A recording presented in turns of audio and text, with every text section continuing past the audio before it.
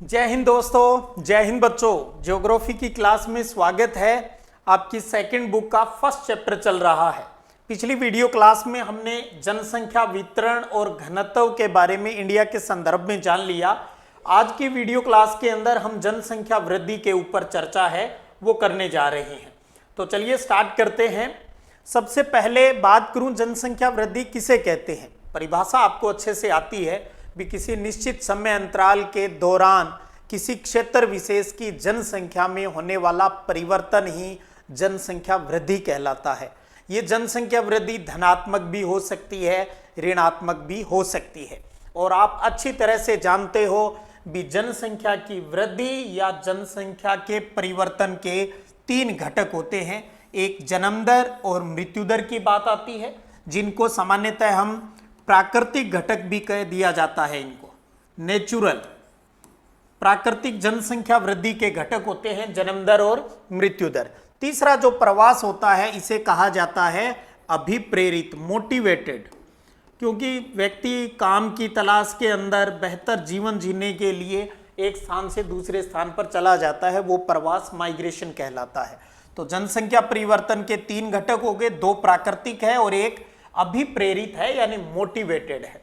अब आपको दो बातें इंडिया के अंदर ध्यान रखनी है भी। भारत की जनसंख्या की वार्षिक वृद्धि दर कितनी है, एक तो ये ध्यान में रखनी है, और वो है 1.64% है।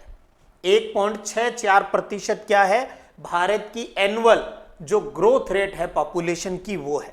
कई बार आपसे एक प्रश्न पूछा जा सकता है, एक नंबर में प्रश्न ये है कि जनसंख्या के दोगुने होने के समय से आप क्या समझते हैं। ये इतना बड़ा प्रश्न है, यानी इसकी परिभाषा। तो ध्यान रखिए, हमने अभी क्या समझा, ये वार्षिक वृद्धि दर। तो इस वर्तमान वार्षिक वृद्धि दर पर यानी 1.64% की दर पर किसी भी जनसंख्या के दोगुना होने में लगने वाला जो समय है, जो वार्षिक वृद्धि दर चल रही है, उसके हिसाब से पॉपुलेशन वहां की दोगुनी कितने समय में हो जाएगी, वो कहलाता है जनसंख्या के दोगुना होने का समय। तो ये तो एक साल की ग्रोथ रेट होगी। दूसरा आपको ध्यान में रखना है दशकीय वृद्धि दर। अब दशकीय की बात क्यों करते हैं, यानी 10 साल, 10 ईयर्स, क्योंकि भारत में जनगणना 10 साल के बाद होती है, तो इसलिए हम दशकीय वृद्धि दर की बात करते हैं। और 2001 से 2011 के बीच में जो दशकीय वृद्धि दर है वो कितनी है? 17.64% है। वार्षिक 1.64 है और दशकीय वृद्धि दर 17.17.64% है। अब दशकीय वृद्धि दर निकालने के फॉर्मूला देख लें, याद रखने की आवश्यकता नहीं है इसको। P2 माइनस P1 बटा में P1 गुणा में 100। P2 का मतलब होता है वर्तमान की जनसंख्या, उसमें से आप पिछली जनसंख्या है वो घटा दें और पिछली का ही भाग दे दें और गुणा 100 कर दें, तो दशकीय वृद्धि दर आ जाती है। अब लास्ट में जो जनगणना हुई वो 2011 में हुई, और इससे पहले कब हुई थी? 2001 के अंदर। तो दशकीय के अंदर हम इस शब्द का इस्तेमाल करेंगे 2001 से 2011 के बीच में जनसंख्या वृद्धि दर कितनी रही, वही दशकीय वृद्धि दर है। तो वो कितनी है? 17.64%। तो तीन ही बात ध्यान रखनी है, परिवर्तन के घटक, वार्षिक वृद्धि और दशकीय वृद्धि। अब 2001 से 2011 के बीच जो लास्ट जो जनगणना हमने की है, उसके आधार पर भारत के अंदर क्षेत्रीय भिन्नताएं देखने को मिलती है भी। सब जगह जो ग्रोथ रेट है वो सेम नहीं है। तो ये 2 नंबर का एक प्रश्न आपसे पूछा जा सकता है एग्जाम में कि भारत में जनसंख्या वृद्धि की क्षेत्रीय भिन्नताओं को समझाइए। तो उस दृष्टि से मैं आपको यहां कुछ 2-4 पॉइंट के हिसाब से बात कर रहे हैं। अब आपको इस टॉपिक के अंतर्गत दक्षिणी भारत और उत्तरी भारत, इसके हिसाब से बता देना। बस क्या करना है कि दक्षिणी भारत के राज्यों में निम्न जनसंख्या वृद्धि दर दर्ज की गई है। दक्षिणी भारत के अंदर पॉपुलेशन ग्रोथ है वो उत्तरी भारत की तुलना में कम मिलती है। अब राज्य लिख देना भी, कौन कौन से लिख दोगे आप? केरल लिख देना, कर्नाटक, तमिलनाडु जो हो गया, उड़ीसा हो गया और गोवा हो गए। इनके अंदर दशकीय वृद्धि दर है वो 20% से कम है। नॉर्मल सी बात लिख दोगे भी, दक्षिणी भारत के राज्यों में निम्न जनसंख्या वृद्धि दर देखने को मिलती है, और वो निम्न का मतलब हम यहां कह रहे हैं 20% से कम। अब राज्यों के नाम लिख देना भी साउथ वाले। उसके बाद में उत्तरी भारत, उत्तरी भारत के राज्यों में दक्षिणी राज्यों की अपेक्षा जनसंख्या वृद्धि दर इनमें ज्यादा मिलती है। इधर पॉपुलेशन ग्रोथ ज्यादा हुई है और दक्षिण में तुलनात्मक रूप से कम हुई है। जैसे पंजाब, हरियाणा, यूपी, एमपी, मध्य प्रदेश, बिहार, छत्तीसगढ़, झारखंड, अपना ये राजस्थान हो गया, गुजरात हो गया, इधर पश्चिम बंगाल हो गया, सिक्किम हो गया, इन सभी जगहों के अंदर 20 से 25% है वो जनसंख्या वृद्धि दर आपको देखने को मिलती है। कई जगह थोड़ा बहुत स्टेट का एरिया है जहां कम भी मिलती है। नॉर्मली आपको यह ध्यान रखना है, दक्षिणी भारत के राज्यों में जनसंख्या वृद्धि दर कम देखने को मिलती है, उत्तरी भारत के राज्यों में दक्षिणी राज्यों की तुलना में जनसंख्या वृद्धि दर अधिक देखने को मिलती है। 2 पॉइंट हो गए। अब तीसरा पॉइंट, कि पिछले दशक, पिछला कौन सा हो गया, वो हो गया 1991 से 2001 वाला। इसकी तुलना में 2001 से 2011 के दौरान सभी राज्यों और केंद्र शासित प्रदेशों में जनसंख्या वृद्धि दर धीमी रही है। गत 10 सालों की तुलना में पिछली जो जनगणना के 10 साल हैं उनकी तुलना करें तो जनसंख्या वृद्धि दर क्या रही है, कम रही है। और एक चौथा पॉइंट यह है कि 6 सर्वाधिक जनसंख्या वाले जो राज्य हैं, 6 सबसे अधिक जनसंख्या वाले जो राज्य हैं उनके अंदर भी जनसंख्या वृद्धि दर इस दशक के अंदर है वो पिछले की तुलना में कम रही है।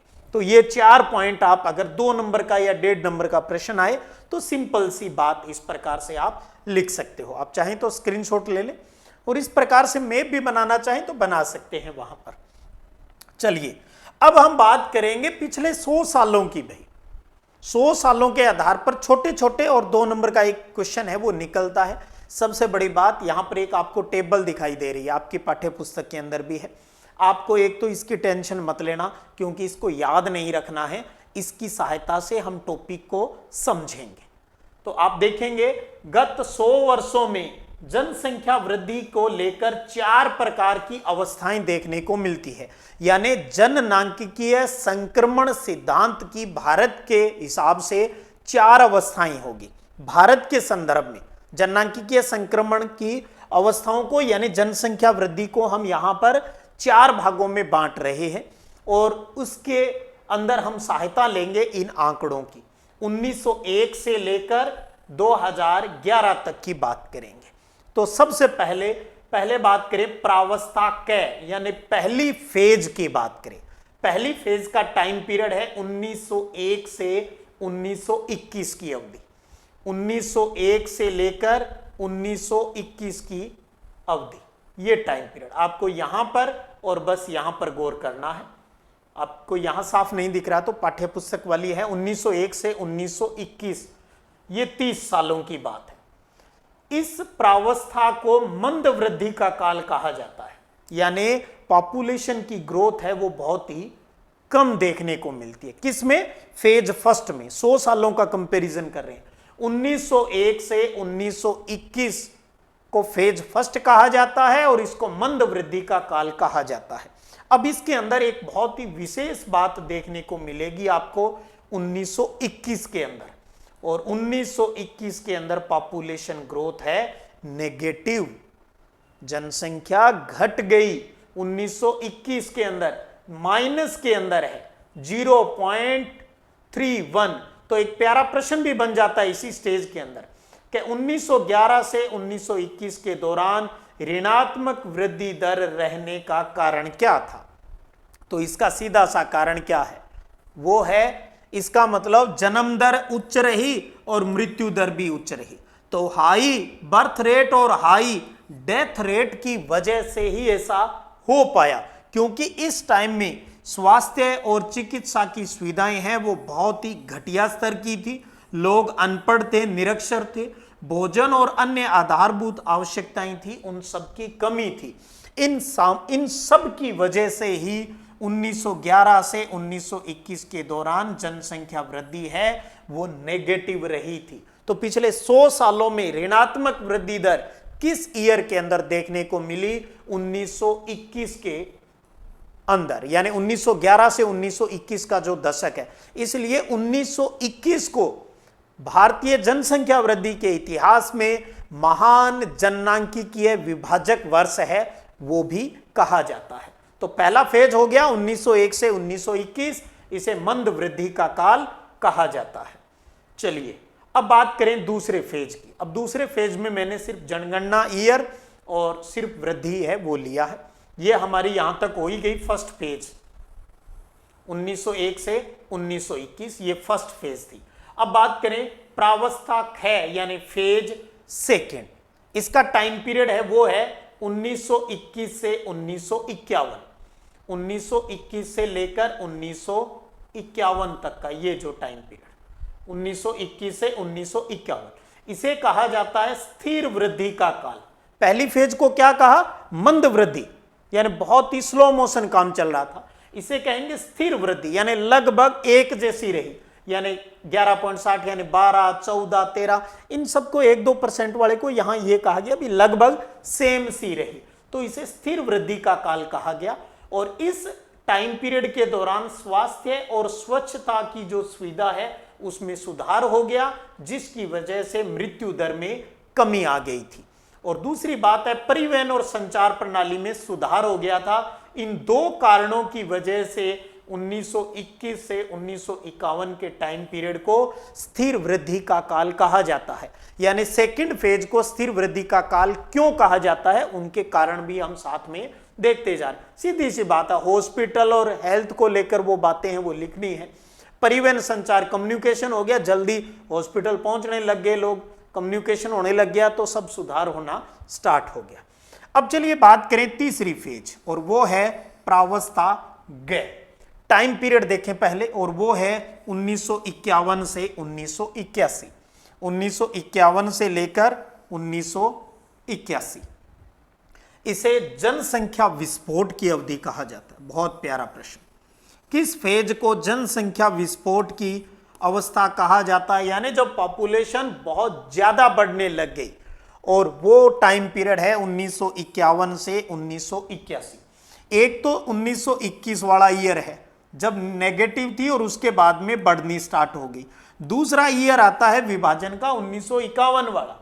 इसके बाद में क्या हुआ, बहुत तेजी से ग्रोथ होने लगा, 21+, 24+, 24+। आप देखेंगे बहुत ज्यादा पॉपुलेशन ग्रोथ है वो 1951 के बाद इंडिया में होने लगा।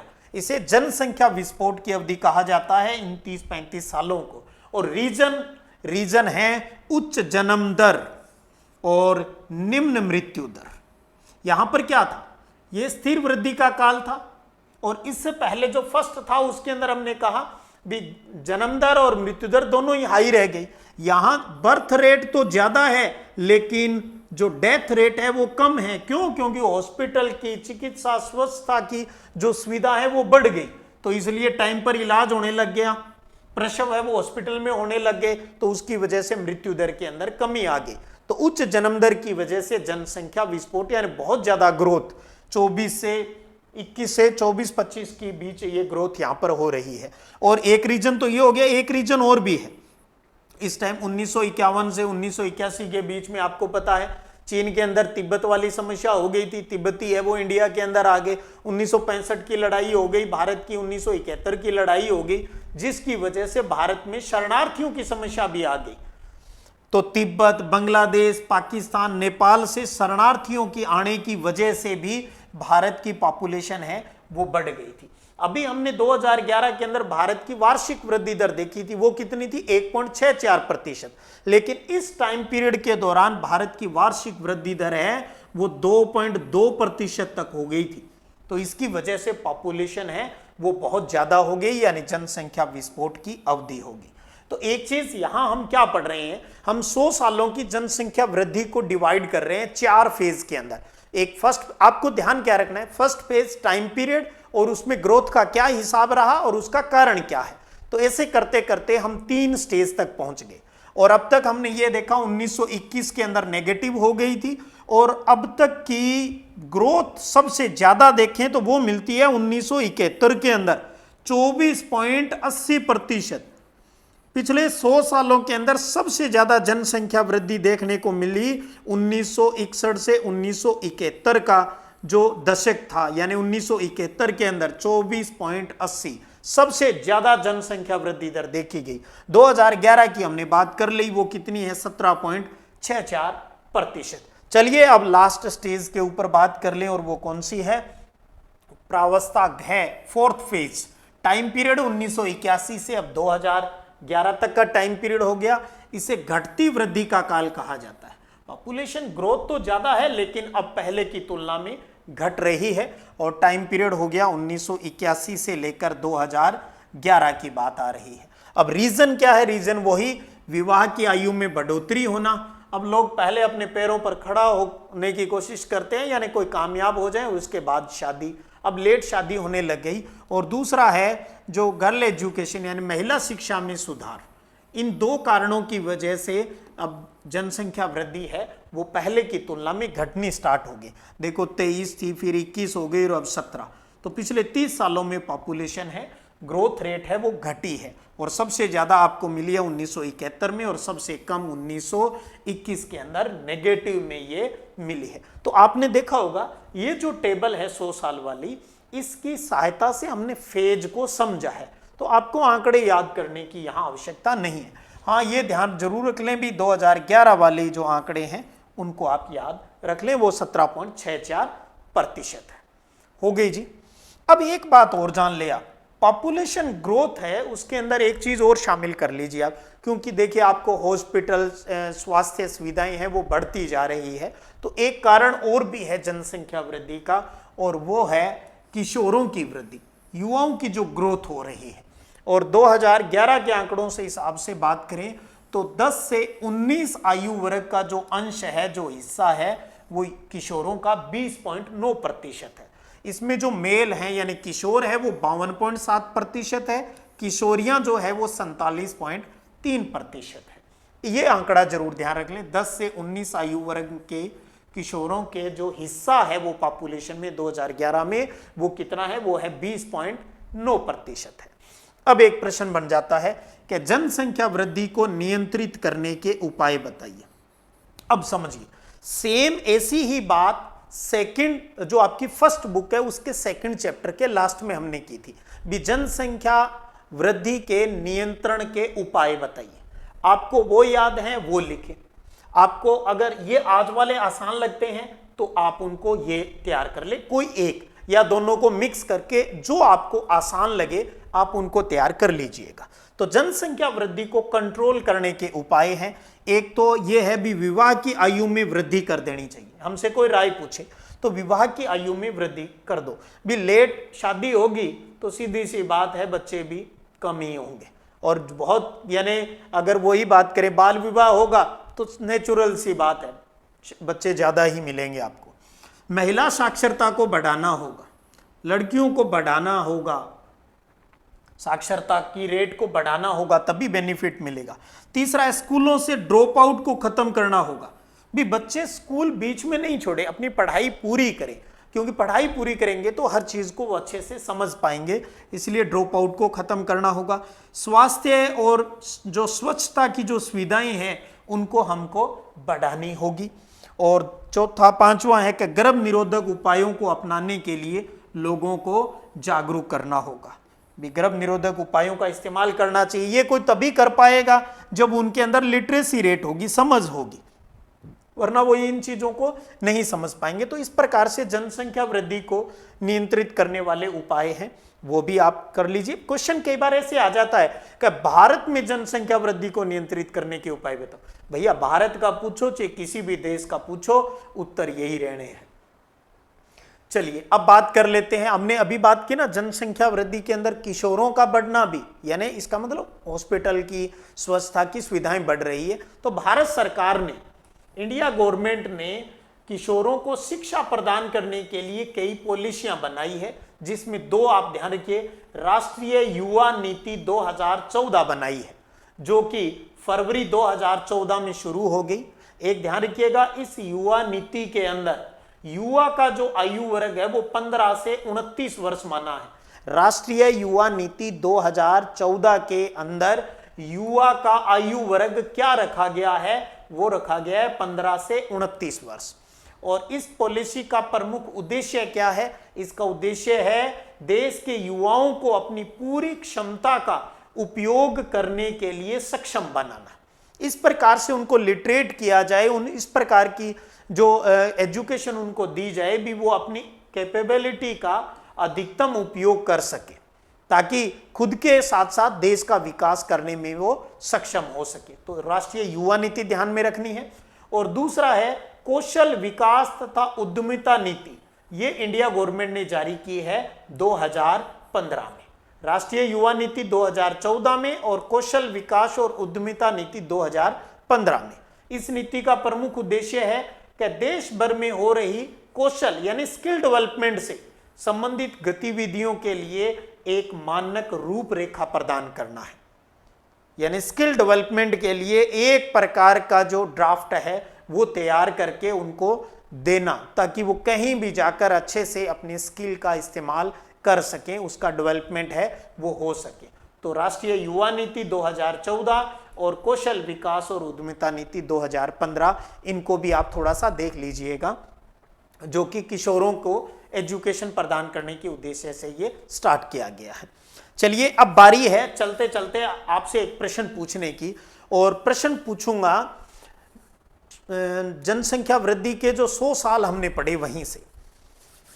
जनसंख्या विस्फोट की अवधि, टाइम पीरियड बताना है जिसे जनसंख्या विस्फोट की अवधि कहा जाता है, वो टाइम पीरियड कितना है? कमेंट सेक्शन में आप जवाब दीजिएगा। फिर मिलते हैं इसी चैप्टर के बचे हुए टॉपिक जनसंख्या संगठन को लेकर। तब तक जय हिंद, जय भारत।